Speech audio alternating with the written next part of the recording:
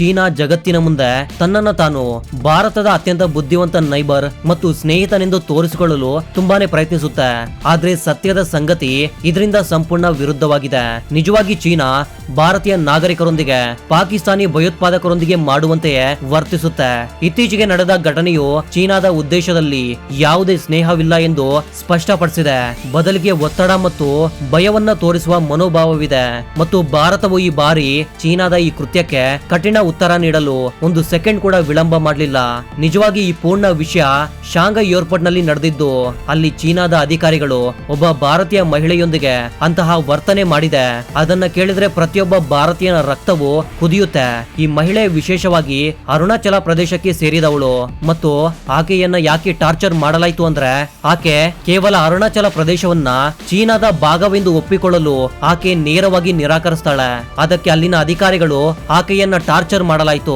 ವರದಿಗಳ ಪ್ರಕಾರ ನವೆಂಬರ್ 21ರಂದು ಪ್ರೇಮಾ ವೋಂಗ್ಜ್ ದುಂಡಕ್ ಎಂಬ ಹೆಸರಿನ ಈ ಭಾರತೀಯ ಮಹಿಳೆ ಲಂಡನ್ ನಿಂದ ಜಪಾನ್ಗೆ ಹೋಗ್ತಾ ಇದ್ಲು ಮತ್ತು ಟ್ರಾನ್ಸಿಟ್ ಫ್ಲೈಟ್ ಸಮಯದಲ್ಲಿ ಆಕೆ ಶಾಂಘೈ ಏರ್ಪೋರ್ಟ್ ನಲ್ಲಿ ಇಳಿದ್ಲು. ಆದ್ರೆ ಏರ್ಪೋರ್ಟ್ ಗೆ ತಲುಪಿದ ತಕ್ಷಣ ಇಮಿಗ್ರೇಷನ್ ಸಮಯದಲ್ಲಿ ಚೀನಾವು ಆಕೆಯನ್ನ ತಮ್ಮ ಕಸ್ಟಡಿಗೆ ತೆಗೆದುಕೊಂಡಿತು. ಈಗ ಕಸ್ಟಡಿಗೆ ತೆಗೆದುಕೊಂಡ ಕಾರಣವು ಖಂಡಿತ ನಿಮ್ಮೆಲ್ಲರನ್ನ ತುಂಬಾನೇ ಆಶ್ಚರ್ಯವಾಗಿಸುತ್ತೆ.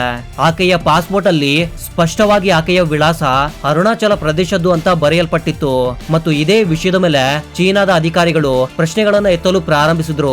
ಚೀನಾದವರು ಪ್ರೇಮದ ಬಳಿ ಹೇಳಿದ್ರು ಆಕೆಯ ವಿಳಾಸ ತಪ್ಪು ಎಂದು ಮತ್ತು ಅರುಣಾಚಲ ಪ್ರದೇಶ ಭಾರತಕ್ಕೆ ಸೇರಿಲ್ಲ, ಚೀನಾದ ಅಧಿಕಾರದ ಪ್ರದೇಶದಲ್ಲಿ ಅದು ಇದೆ. ಆದ್ರಿಂದ ಆಕೆ ತನ್ನ ಪಾಸ್ಪೋರ್ಟ್ ವಿಳಾಸವನ್ನ ಬದಲಾಯಿಸಬೇಕು. ಇದಕ್ಕೆ ಪ್ರೇಮ ಸ್ಪಷ್ಟವಾಗಿ ಹೇಳಿದ್ಲು, ಆಕೆ ಬಾಲ್ಯದಿಂದಲೂ ಈ ವಿಳಾಸದಲ್ಲೇ ಬೆಳೆದಿದ್ದೇನೆ ಮತ್ತು ಇದು ಭಾರತದ ಅರುಣಾಚಲ ಪ್ರದೇಶದ ಅವಿಭಾಜ್ಯ ಭಾಗವಾಗಿದೆ.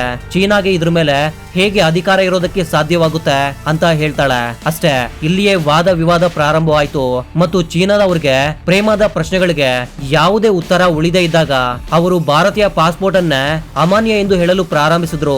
ಇಲ್ಲಿಗೆ ನಿಲ್ಲಿಲ್ಲ, ಬದಲಿಗೆ ಪ್ರೇಮಾಳನ್ನ ತಮಾಷೆ ಮಾಡಿದ್ರು, ಅವಮಾನ ಮಾಡಿದ್ರು ಮತ್ತು ಆಹಾರದಂತಹ ಮೂಲಭೂತ ಸೌಲಭ್ಯವೂ ನೀಡಲಿಲ್ಲ. ಚೀನಾದವರು ಭಾರತೀಯ ಮಹಿಳೆ ಪ್ರೇಮಾಳನ್ನ ಸುಮಾರು 18 ಕಾಲಗಳ ಕಾಲ ನಿರ್ಬಂಧದಲ್ಲಿಟ್ರು ಮತ್ತು ಇದು ಚೀನಾದ ಮೇಲೆ ನಂತರ ಭಾರವಾಗಿ ಬೀಳ್ತು. ಸ್ನೇಹಿತರೆ, ಇಲ್ಲಿ ಬಹಳ ದೊಡ್ಡ ಅಭಿವೃದ್ಧಿ ಆಗಿದೆ. ಆದ್ರಿಂದ ಈ ವಿಡಿಯೋದಲ್ಲಿ ಎಲ್ಲವನ್ನ ಪೂರ್ಣವಾಗಿ ಅರ್ಥ ಮಾಡಿಕೊಳ್ಳೋಣ. ಆದ್ರೆ ಅದಕ್ಕಿಂತ ಮೊದಲು ಈ ವಿಡಿಯೋವನ್ನ ಲೈಕ್ ಮಾಡಿ, ಚಾನೆಲ್ ಅನ್ನ ಸಬ್ಸ್ಕ್ರೈಬ್ ಮಾಡ್ಕೊಳ್ಳೋದು ಮಾತ್ರ ಮರಿಬೇಡಿ ಹಾಗೂ ಜೈ ಹಿಂದ್ ಅಂತ ಕಾಮೆಂಟ್ ಮಾಡಿ. ಭಾರತ ಸರ್ಕಾರ ಈ ಪೂರ್ಣ ಘಟನೆ ತಿಳಿದುಕೊಂಡ ತಕ್ಷಣ ದೆಹಲಿಯಿಂದ ಬೀಜಿಂಗ್ ನವರೆಗೆ ವಾತಾವರಣ ಇದ್ದಕ್ಕಿದ್ದಂತೆ ಗಂಭೀರವಾಗಿತ್ತು. ವಿದೇಶಾಂಗ ಸಚಿವಾಲಯವು ಒಂದು ಕ್ಷಣವೂ ತಡ ಮಾಡದೆ ಮತ್ತು ಆ ದಿನವೇ ಅಂದ್ರೆ ನವೆಂಬರ್ 21ರಂದು ಚೀನಾದ ಅಧಿಕಾರಿಗಳ ಮುಂದೆ ಕಠಿಣ ವಿರೋಧ ನೋಂದಾಯಿಸಿತು.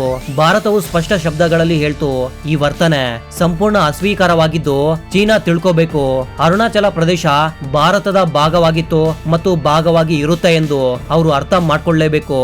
ಚೀನಾ ಬೇಕಿದ್ರೆ ಯಾವುದೇ ಕುತಂತ್ರವನ್ನ ನಡೆಸಿದ್ರು ಭಾರತ ತನ್ನ ನಾಗರಿಕರ ಸುರಕ್ಷತೆ ಮತ್ತು ಅವರ ಗೌರವದ ಮೇಲೆ ಯಾವುದೇ ಕಾರಣಕ್ಕೂ ಒಪ್ಪಂದ ಮಾಡಿಕೊಳ್ಳೋದಿಲ್ಲ.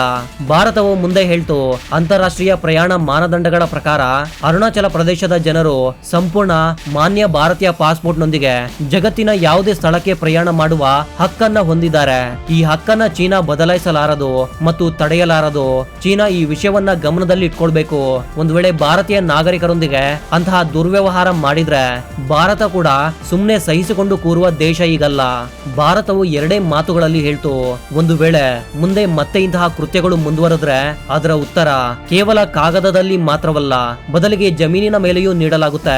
ಈ ಕಠಿಣ ವಿರೋಧದ ನಂತರ ಚೀನಾವು ತಾನು ಯಾವುದೇ ರೀತಿಯ ತಪ್ಪು ಮಾಡಿಲ್ಲ ಎಂದು ತನ್ನನ್ನ ತಾನು ನಿರೂಪಿಸಿಕೊಳ್ಳಲು ಪ್ರಯತ್ನಿಸಿತು.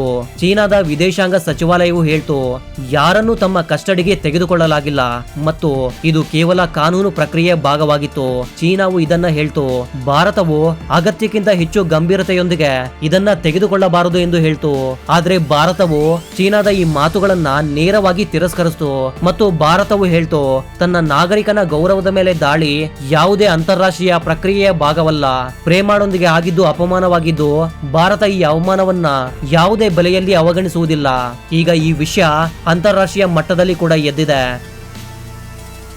ಮತ್ತು ಹಲವು ದೇಶಗಳು ಸ್ಪಷ್ಟವಾಗಿ ನೋಡ್ತಲೇ ಇವೆ. ಚೀನಾ ಯಾವ ರೀತಿ ಒತ್ತಡ ಹಾಕುವ ಪ್ರಯತ್ನದಲ್ಲಿ ಪ್ರಯಾಣಿಕರೊಂದಿಗೆ ದುರ್ವ್ಯವಹಾರ ಮಾಡುತ್ತಿದೆ ಅಂತ. ಇದು ಅದೇ ಚೀನಾ ಸಂಭಾಷಣೆಯ ಟೇಬಲ್ ಮೇಲೆ ಶಾಂತಿ ಮತ್ತು ಸ್ನೇಹದ ಮಾತುಗಳನ್ನ ಆಡುತ್ತೆ, ಆದ್ರೆ ಒಳಗೊಳಗೆ ಎಂತಹ ಕ್ರಮಗಳನ್ನ ತೆಗೆದುಕೊಳ್ಳುತ್ತದೆ ಅಂದ್ರೆ ಅದರಿಂದ ಜನರ ಸುರಕ್ಷತೆ ಮತ್ತು ಗೌರವ ಅಪಾಯಕ್ಕೆ ಒಳಗಾಗುತ್ತೆ.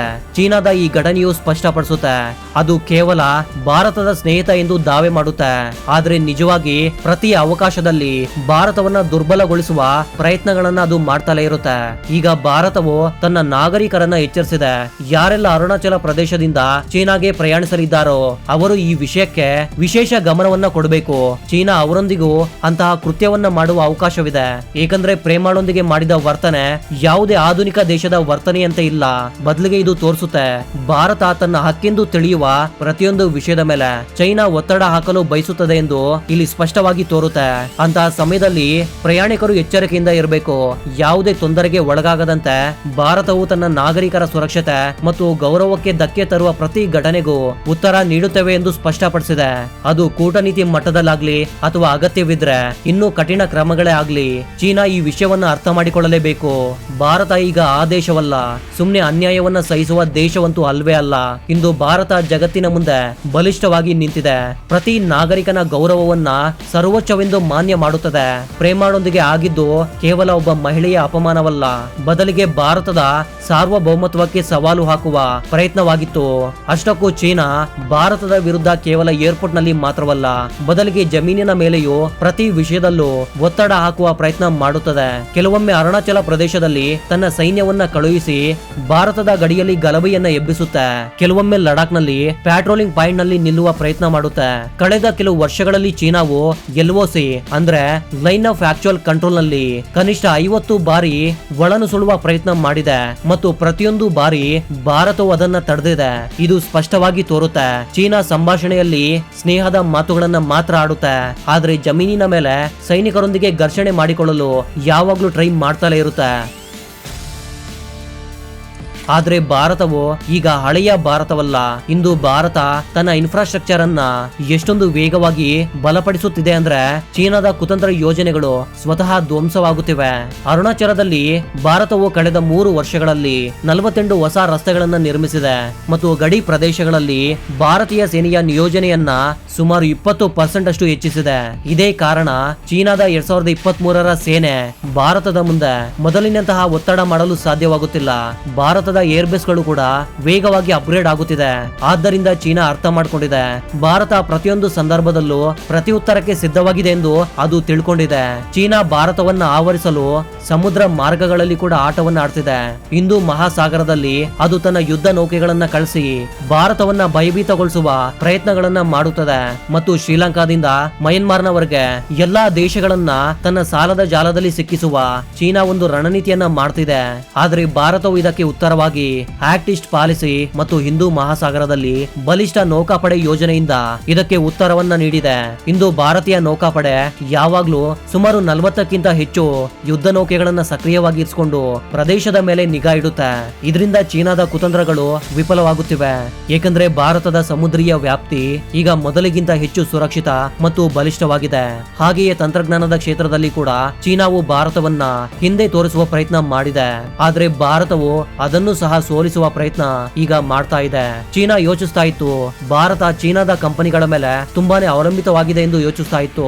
ಆದ್ರೆ ಭಾರತವು 200ಕ್ಕಿಂತ ಹೆಚ್ಚು ಚೀನಾ ಆಪ್ ಗಳನ್ನ ನಿಷೇಧಿಸಿ ತನ್ನ ದೇಶೀಯ ಟೆಕ್ ಸೆಕ್ಟರ್ ಅನ್ನ ವೇಗವಾಗಿ ಬೆಳೆಸಲಿದೆ. ಇಂದು ಭಾರತದ ಮೊಬೈಲ್ ಮ್ಯಾನುಫ್ಯಾಕ್ಚರಿಂಗ್ ಪಾಲಿಸಿಯ ಕಾರಣ ಭಾರತ ಚೀನಾದಿಂದ ಹೊರಬಂದು ಜಗತ್ತಿನ 2ನೇ ಅತಿ ದೊಡ್ಡ ಮೊಬೈಲ್ ಅನ್ನು ತಯಾರಿಸುವ ಆರ್ಥಿಕತೆಯಾಗಿ ಈಗ ಬದಲಾಗಿದೆ. ಇದು ಅದೇ ಭಾಗ. ಚೀನಾ ಯೋಚಿಸ್ತಾ ಇತ್ತು ಭಾರತ ಇಲ್ಲಿ ನಿಲ್ಲಲಾರದು ಎಂದು, ಆದ್ರೆ ಭಾರತವು ಉಲ್ಟಾ ಚೀನಾವನ್ನ ಹಿಂದಕ್ಕೆ ತಳ್ಳಿದೆ. ಅಂದರೆ ಮತ್ತೆ ಚೀನಾ ಮತ್ತೊಮ್ಮೆ ಭಾರತೀಯ ಪ್ರಜೆಗಳೊಂದಿಗೆ ದುರ್ವ್ಯವಹಾರ ಮಾಡಿ ಭಾರತವನ್ನ ಭಯಭೀತಗೊಳಿಸಲು ಪ್ರಯತ್ನ ಮಾಡಿದ್ರೆ ಅದಕ್ಕೆ ತಕ್ಕ ಪಾಠವನ್ನ ಕಲಿಸಲಾಗುತ್ತೆ. ಕೊನೆಗೆ ಭಾರತದ ಅಧಿಕಾರಿಗಳು ಚೈನಾದ ಏರ್ಪೋರ್ಟ್ಗೆ ಬಂದು ಆ ಮಹಿಳೆಯನ್ನ ವಿಮಾನವನ್ನ ಹತ್ಸಿದ್ರು. ಭಾರತವನ್ನ ತುಳಿಯಲು ಈಗ ಯಾವುದೇ ದೇಶದ ಕೈಯಲ್ಲೂ ಸಾಧ್ಯವಿಲ್ಲ ಎಂದು ಚೈನಾ ನೆನಪಿಟ್ಕೊಳ್ಬೇಕು. ಇದ್ರ ಬಗ್ಗೆ ನಿಮ್ಗೇನ್ ಅನ್ಸುತ್ತೆ ಸ್ನೇಹಿತರೆ? ಭಾರತ ಚೀನಾಗೆ ಕಠಿಣ ಪ್ರತಿಕ್ರಿಯೆ ನೀಡಿ ಸರಿಯಾದ ಕೆಲಸವನ್ನ ಮಾಡ್ತಾ ಇಲ್ವಾ? ನಿಮ್ಮ ಅಭಿಪ್ರಾಯವನ್ನ ಕಾಮೆಂಟ್ ಅಲ್ಲಿ ಖಂಡಿತವಾಗಿ ಹೇಳಿ. ವಿಡಿಯೋ ಇಷ್ಟವಾದ್ರೆ ಲೈಕ್ ಮತ್ತು ಶೇರ್ ಮಾಡೋದನ್ನ ಯಾವುದೇ ಕಾರಣಕ್ಕೂ ಮರಿಬೇಡಿ. ಇದೇ ರೀತಿಯ ಮತ್ತೊಂದು ಇಂಟ್ರೆಸ್ಟಿಂಗ್ ಆದ ವಿಡಿಯೋದ ಜೊತೆಗೆ ಮತ್ತೆ ಸಿಗೋಣ. ಅಲ್ಲಿವರೆಗೂ ಜೈ ಹಿಂದ್, ಜೈ ಕರ್ನಾಟಕ.